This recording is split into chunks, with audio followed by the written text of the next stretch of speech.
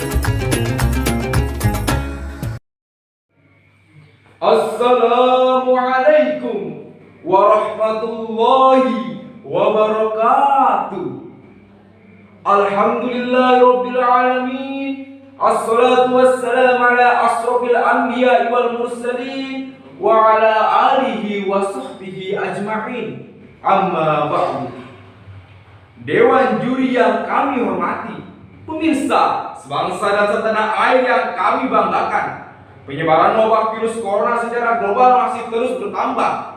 Merujuk data real-time COVID-19 Global Cases by the CSSI at Johns Hopkins University, hingga sekarang tercatat ada 119 juta kasus dengan 2 juta orang dilaporkan meninggal akibat virus yang sangat kecil ini.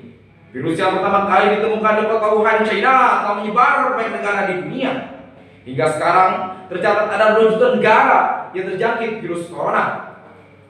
Akhirnya, banyak negara menerapkan lockdown untuk menekan penyebaran virus corona. Media digital yang berguna untuk menciptakan dan berbagi informasi baik digunakan untuk berkomunikasi. Nurliani Maturrohmah dalam penelitiannya tentang penggunaan media sosial menyatakan bahwa terjadi lonjakan yang signifikan hingga 40% sejak adanya pandemi. Hal ini bukan tanpa alasan, sebab banyak negara menggunakan media sosial untuk berkomunikasi di tengah karantina wilayah atau lockdown. Sementara itu, Jeff Zaleski, seorang pakar komunikasi dunia, menyatakan dalam bukunya Spiritualitas Cyberspace mengatakan bahwa dewasa ini perkembangan dunia informasi dan komunikasi telah mencapai pada tahap yang mencengangkan. Hal ini tentunya melahirkan nilai-nilai positif yang mana jika tidak dibina dengan nilai agama, maka hanya akan melahirkan keresahan, kerusakan, bahkan kehancuran bagi manusia. Kekhawatiran jalan tersebut kini kian terbukti. Kita saksikan berita-berita hoax makin merajalela, tontonan-tontonan magis mitologis makin membudaya, bahkan hiburan-hiburan erotis seksual semakin makmur, membangun bahkan menjatuh di tengah-tengah masyarakat. Eksesnya, akibat berita hoax muncul saling serang di media sosial, memaki, menghujat, senggol sana, senggol sini, sikut sana, sikut sini, bahkan bermusuhan antar etnis dan golongan. Akibat tontonan magis mitologis, lahir masyarakat irrasional, ayat Al-Quran dipermainkan, bahkan agama dilecehkan. Akibat hiburan yang erotis seksual, marak perkosaan dan perzinahan, bahkan akhir-akhir ini kita digemparkan oleh praktek prostitusi online yang dilakukan oleh pelajar dan mahasiswa. Itulah dampak langsung dari penggunaan media sosial yang telah jauh dari nilai etika dan nilai-nilai agama. Lalu, kita sebagai seorang santri dan juga sebagai seorang dai, bagaimana menyikapi hal persoalan tersebut? Sebagai jawabannya, pada kesempatan kali ini, izinkanlah kami untuk membahas tema syarahan yang berjudul mengimplementasikan etika santri dalam media sosial dengan landasan Quran Surat Al-Hujurat ayat 6. A'udzu billahi minasy syaithanir rajim.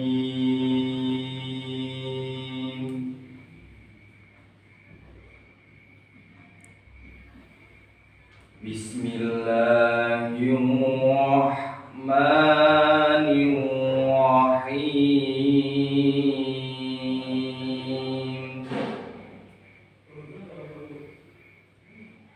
Ya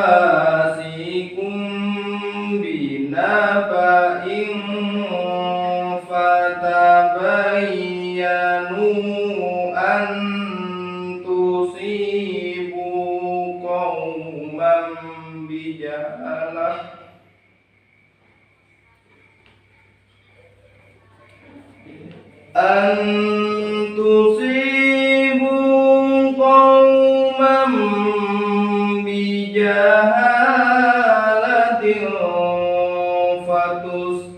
فتصبحوا على ما فعلتم nadimin. Aku berlindung kepada Allah dari godaan syaitan yang terkutuk. Dengan menyebut nama Allah yang Maha Pengasih lagi Maha Penyayang. Wahai orang-orang yang beriman, jika seseorang yang fasik datang kepadamu membawa suatu berita, maka telitilah kebenarannya, agar kamu tidak mencelakakan suatu kaum karena kebodohan yang akhirnya kamu menyesali perbuatanmu itu.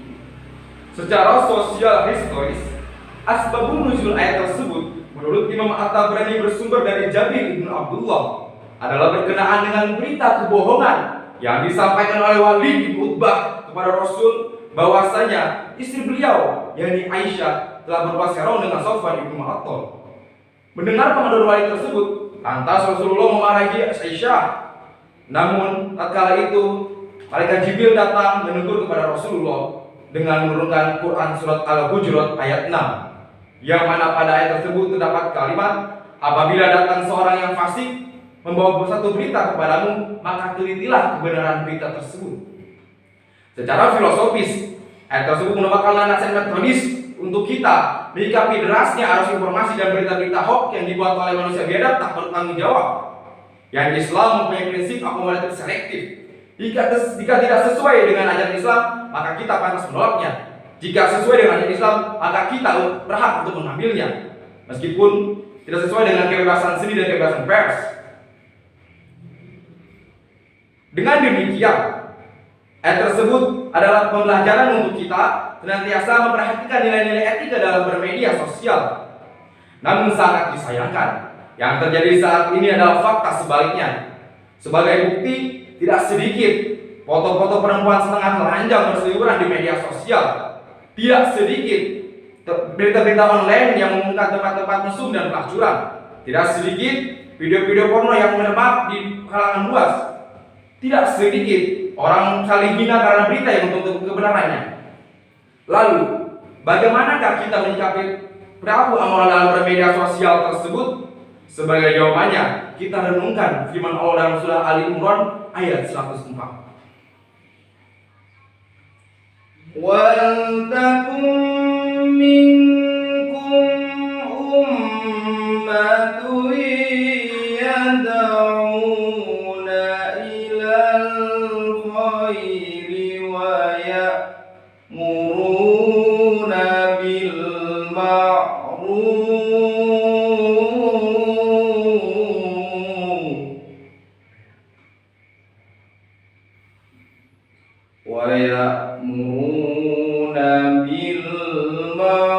بالمعروف وينهون عن المنكر وأولئك هم المفلحون.